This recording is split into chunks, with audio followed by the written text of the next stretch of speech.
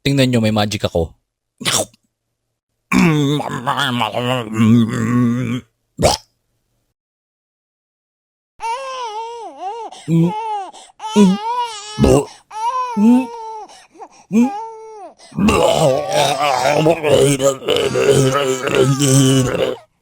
Pag-usapan natin ngayon ang mga ibang nakakabadtrip at hindi komportableng sitwasyon katulad ng... Wait, mamaya ko lang sasabihin, may gagawin lang ako. Nakakabadtrip, no? Yung bibitinin ka.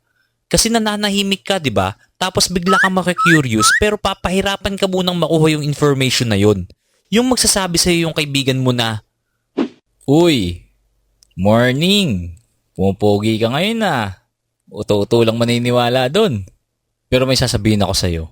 Ay, mamaya na lang pala. Wag na pala. Umayos ka, sasapakin kita. Sabihin mo na.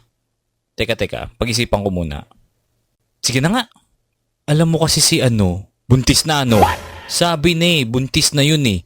Yung ugaling yun, buntis na yun. Masasapakin kita, nangunguna ka pa eh. Isa ring nakakainis, yung nangunguna pa sa'yo eh, no? Yung mas magaling pa sa'yo. Isa pang hindi komportable, yung may masakit sa katawan mo. Meron nga akong experience, yung habang naliligo ako, pag abot ko ng tabo, biglang naubo ako ng isa, tapos boom! Isang malupit na Merry Christmas sa likod ko. Biglang bumigat yung likod ko na para bang daladala ko lahat ng regalo na ibibigay ni Santa Claus. Kaso lang yung sa akin, pananakit ng likod yung ipamimigay ko. Ayun, paglabas ko ng banyo, hirap na hirap tuloy akong maglakad at yumuko. At pag nakaupo ako, talagang sumasakit yung likod ko. Sama mo na yung paghiga at pagbangon ko sa higaan, talagang masakit. So in short, masakit yung likod ko sa kahit anong pwesto. Wala lang, gusto ko lang magsalita ng pagkahaba-haba. Di nga, sobrang sakit nga.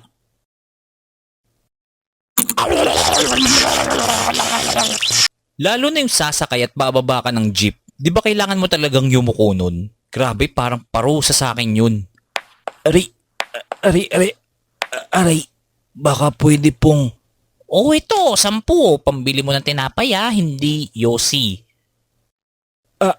Hindi po ko nanlilimos. Kung pwede lang pong umusog kayo.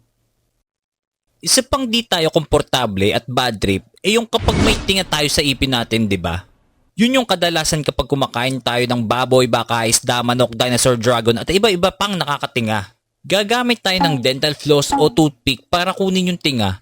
Pero kung wala yung mga bagay na yun, aabot-abutin na lang ng dila natin kahit sa pinakang sulok-sulok pa ng ipin natin yan. Meron pa. Sikat to Karamihan na experience na yung ganito Kapag gumagawa ka ng assignment o schoolworks mo sa laptop, tapos biglang namatay yung PC mo o laptop dahil nag-brown out o kaya natanggal sa saksakan or di mo na-charge yung laptop mo nang hindi mo pa naiisip yung ginagawa mo. Yun yung isang malaking with the capital letters na bad trip. Kaya paalala lang po, mag-save po tayo lagi ng ginagawa natin sa PC o sa laptop. Save niyo ako! Ang isunod natin ay... Wait, teka. Review ko lang tong listahan ko. Eto.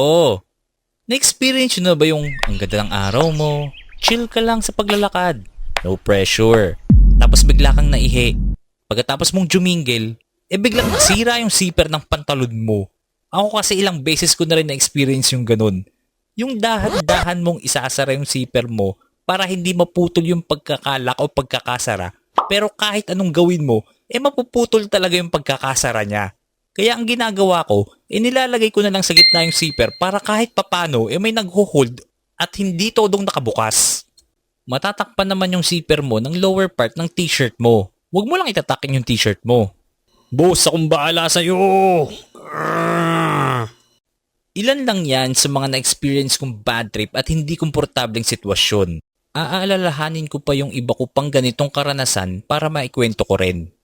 Salamat sa inyong panonood. Please like and subscribe. Thank you. Mwah!